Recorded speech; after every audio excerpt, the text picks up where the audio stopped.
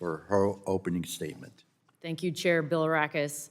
I appreciate your continued leadership on so many issues important to this committee, many of which touch the Department of Commerce, like tourism and travel. And welcome back, Secretary Raimondo. We appreciate you being here and your cooperation with the committee as we work to ensure America's continued economic and technological leadership. This committee plays a vital role in preserving and bolstering that leadership, which is currently being threatened by countries like China. It's critical that we work together to ensure that America is setting the rules of the road for the technologies of tomorrow. In part, that requires that we make sure these technologies are developed here in the U.S. in an ecosystem that promotes America's values.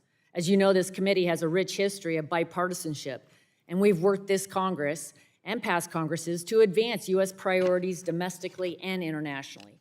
Your department plays a key role in implementing the policies we advance, from improving data privacy to strengthening supply chains to helping build emerging technologies. Those efforts are essential as we work towards our shared goals of winning the future and beating China. Tomorrow, this committee will mark up the American Privacy Rights Act.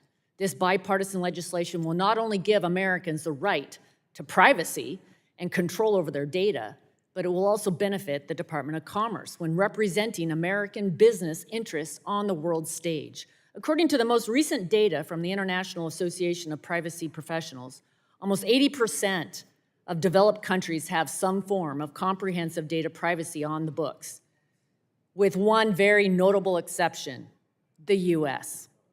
This lack of comprehensive privacy protections puts us at a competitive disadvantage and prevents us from clearly articulating how to balance personal rights with promoting innovation.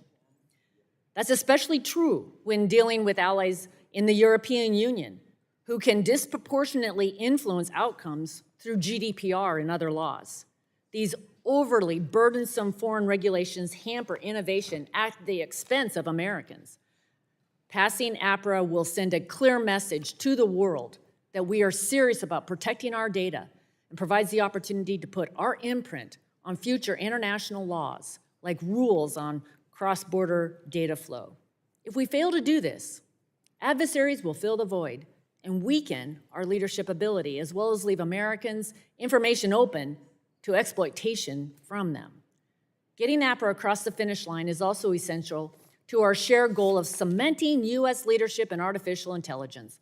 Your goals to promote cutting-edge semiconductor technology through the CHIPS program, as well as your efforts to promote AI safety, are not mutually exclusive. We need to ensure America is leading both in semiconductor and AI technology development. And that means fostering a healthy business environment, securing our supply chains, and streamlining, rather than restricting, permitting, to secure the domestic supply chain of critical materials necessary for these technologies. Otherwise, we will cede our leadership in AI and other technologies of the future to China and others. Money and mandates are not enough. We must have an approach that fosters the culture of ingenuity and entrepreneurship America needs to move our country forward.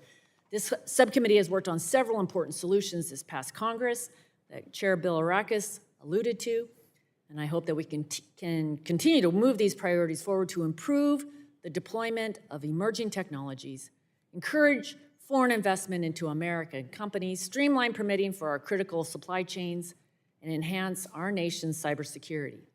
We look forward to working with you on these efforts and continuing to build on the economic legacy that has made this country great. Look forward to hearing your testimony, Madam Secretary, and I yield back.